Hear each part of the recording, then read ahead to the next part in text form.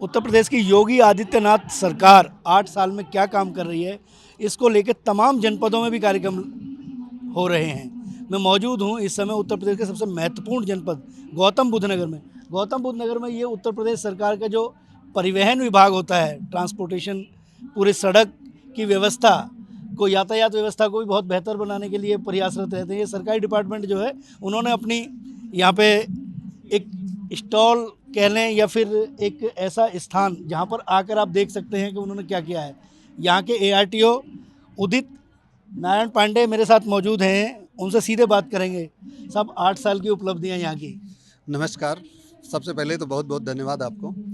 8 साल की उपलब्धियां परिवहन विभाग की दृष्टि से वास्तव में आमूल-चूल परिवर्तन परिवहन विभाग में आया है। परिवहन विभाग पहली बार हुआ है कि सारी 44 सेवाएं हम एक साथ फेसलेस दे रहे हैं, बिना लोगों को RTO ऑफिस आए, उनको फेसलेस सेवाएं हैं, ऑनलाइन सेवाएं हैं, उससे जनता को घर बैठे काम करने में सुविधा हुई है। साथ ही सड़क सुरक्षा की दृष्टि से यदि हम देखें तो हमने ऑटोमेटिक ड्राइविंग टेस्टिंग ट्रैक के लिए, inspection and certification centre fitness के लिए ये हमने जारी किए।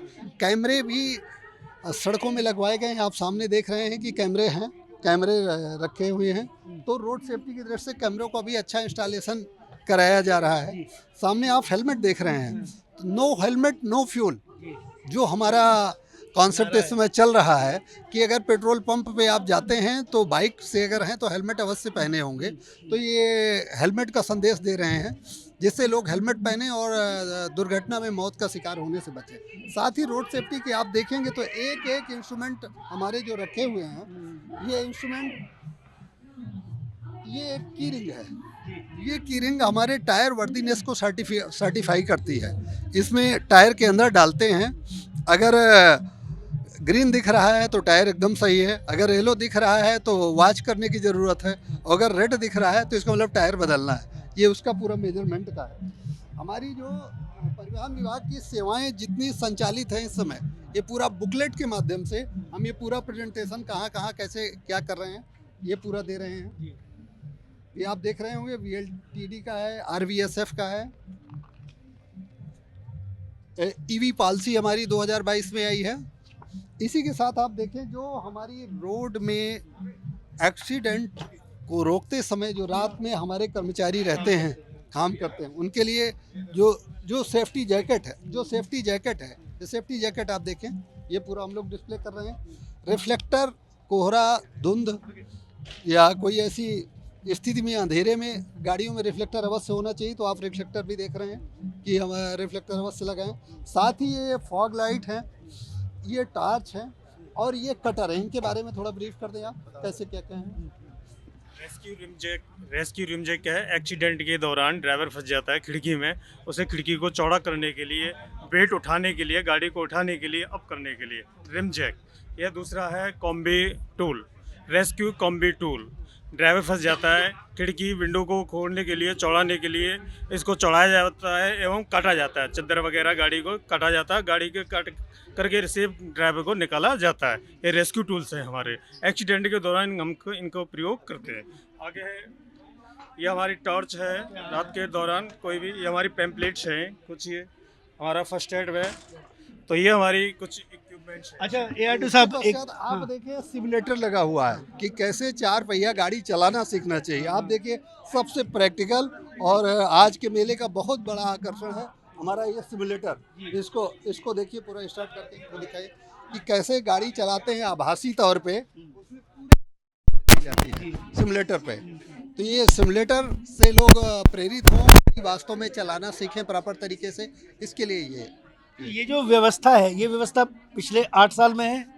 साल में ही है, 8 साल के और कम समय में ही है, लेकिन शुरुआत 8 साल से हो गई थी। ARTO साहब, कुछ और चैलेंजेस आप महसूस कर रहे हो, क्योंकि आपका डिपार्टमेंट बहुत महत्वपूर्ण डिपार्टमेंट है। सड़क पे लोग रहते हैं, एक जगह से दूसरी जगह जाने के लिए स्पीड वाला भी एक सिस्टम रहता है, तो बहुत बड़ी जिम्मेदारियां हैं। आगे अगर मैं एक ये जानने का प्रयास करें, अगर एक आम आदमी ये जानने का प्रयास करे कि हम और बेहतर क्या करने जा रहे हैं। देखिए, पहली बार हम लोग बेहतरी के लिए जो अभी हमारे यहाँ आगे नेक्स्ट एंगल है, तो ITMS जो है, ITMS से हम पूरा डाटा ले रहे हैं। सारे कैमरे जहाँ पे भी अभी नोएडा में इंस्टॉल नहीं है उनको एनपीआर कैमरे के माध्यम से कवर कर रहे हैं, और कवर करके आईटीएमएस से हम पूरा वॉच कर रहे हैं। टेक्नोलॉजी बेस इन्फोर्समेंट जो होता है, आप खुद मानेंगे, वो ज़्यादा प्रभावी है, क्योंकि मैनुअल हर जगह हमें उपस्थित नहीं हो सकते। तो आईटीएमएस हमारा सबसे बड़ा फोकस है।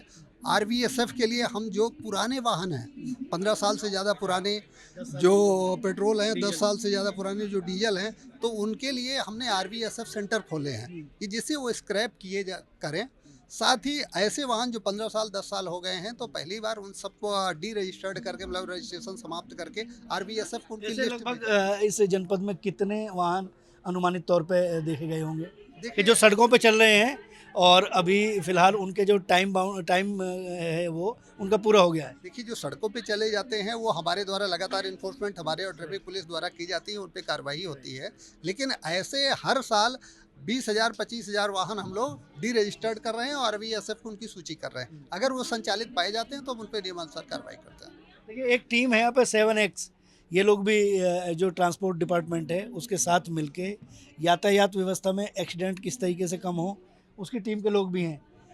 क्या कर रहे हैं आजकल आप? कुछ नया करने जा रहे हैं? जी, वैसे तो हम हर रविवार को 7X welfare team traffic police के साथ मिलकर चौराहों पे उन ब्लैक स्पॉट्स पे काम करती हैं जहाँ पे ज़्यादा दुर्घटनाएं होती हैं शहर में।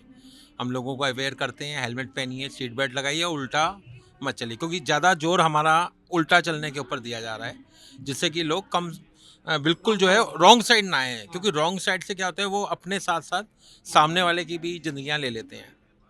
अच्छा मैम, एक बार बताइए, इस शहर में हम लोग भी घूमते हैं, बैटरी रिक्शा बहुत आयत में है और वो ऐसी जगह खड़े होते हैं जहाँ से ट्रांसपोर्ट डिपार्टमेंट को भी या आम आदमी को निकलने में दिक्कतें होती हैं। इसके लिए कुछ प्रयास करते हैं आप लोग? हाँ बिल्कुल, डीएम सर के साथ हर महीने मीटिंग होती है। लास्ट मीटिंग तो होती है, रूट पे क्या होता मैं है? बताती हूँ, लास्ट मीटिंग में सर ने डिसाइड किया था ये कि हर एक का रूट एक निर्धारित किया जाएगा।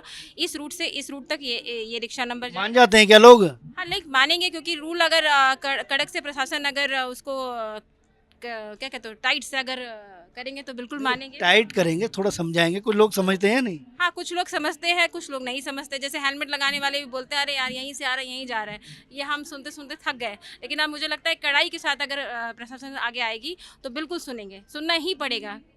8 साल में प्रयास तो हुए हैं ट्रांसपोर्ट डिपार्टमेंट में भी। देखो, योगी आदित्यनाथ जी का एक कटआउट लगा हुआ है ना, एक बच्चे को समझाने का प्रयास करना, ये इमोशन है। ये जो व्यवस्था है, ये व्यवस्था की गई है, लेकिन आम आदमी की जिम्मेदारी बनती है जो सड़क पर चलता है, उसको भी शायद मुझे लगता है इन नियमों का पालन करना चाहिए। 8 साल में बहुत सारी उपलब्धियां हुई हैं और आगे भी उपलब्धियां होंगी। कैमरा पर्सन अमित के साथ राजकुमार चौधरी, नेटवर्क 10, गौतम बुद्ध नगर, नोएडा।